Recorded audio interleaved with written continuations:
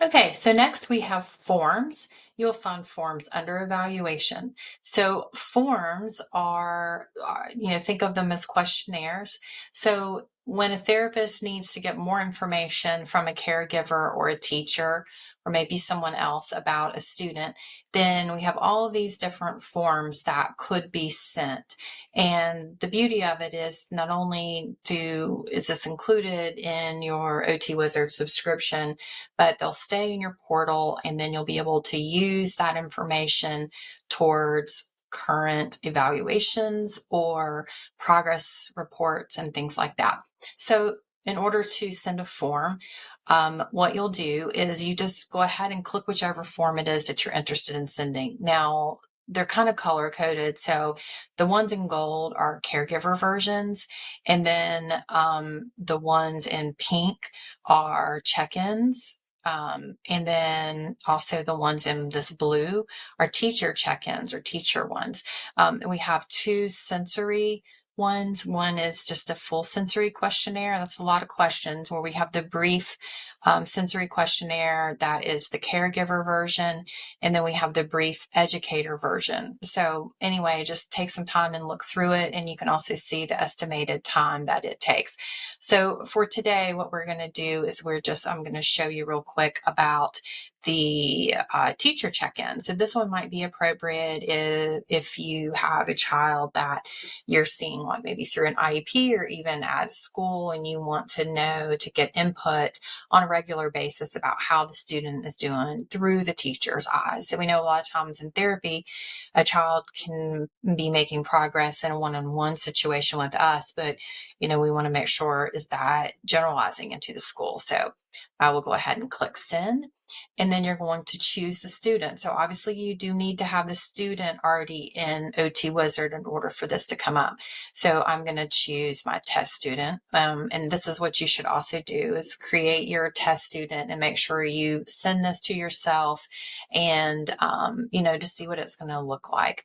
So if in your student profile, if you have added the teacher and or parent information, meaning their name and their email, it will automatically populate. So I'm going to show you. So it says this is exactly how I put it in their profile. So, but if you are sending this in real time and maybe this isn't exactly what you want to put, you can put any recipient name and email here. So like if I wanted to say, this is to Mrs. Wick, I could do that and then send it this way. You'll go ahead and update the role if you need to, and then the language that they speak. This right now will not change the language actually of the form, but in the future it may. This is a future enhancement. So you'll send the form.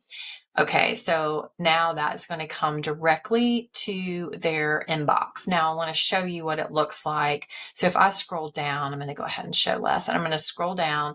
Now, sometimes you may need to refresh to be able to see this, but you can see it says link available. These say completed, so you can't make any changes, but this is pending. That hasn't been opened yet. And if you look across here, like for instance, there's a link here. So that's especially good for if your respondent says, I didn't get this, but you sent it. Well, it may be stuck somewhere in spam. And so this is when you send it this way through the portal, it's being sent through hello@OT Wizard, and some schools may mark that as spam. So best case practice then would be that you would copy this URL that will go to the form, and you can send it through text, or you can send it through your own email, a school email, and make sure that your recipient gets it. So of course, once it's filled out, these buttons aren't going to be available. This will make it, you resend it again through the portal. And this is just an eyeball. Actually, I don't even know what that does. I guess, you view the details. And then if you decide you're like, oh no, I didn't mean to send this, you can go ahead and delete it. Of course, you can't delete it after it's been open, but this is more or less if you send it to the wrong person, you can go ahead and delete it. Now, if you delete it, then, and they will still have that email in their inbox. It's just that when they select the link, it's going to give them an error message. So, all right. So this is what it's going to look like then. So if I go to my inbox, I'm going to show you what it actually looks like for the respondent to fill. Okay, let's see. Okay, I believe you. Oh, come on back out of here.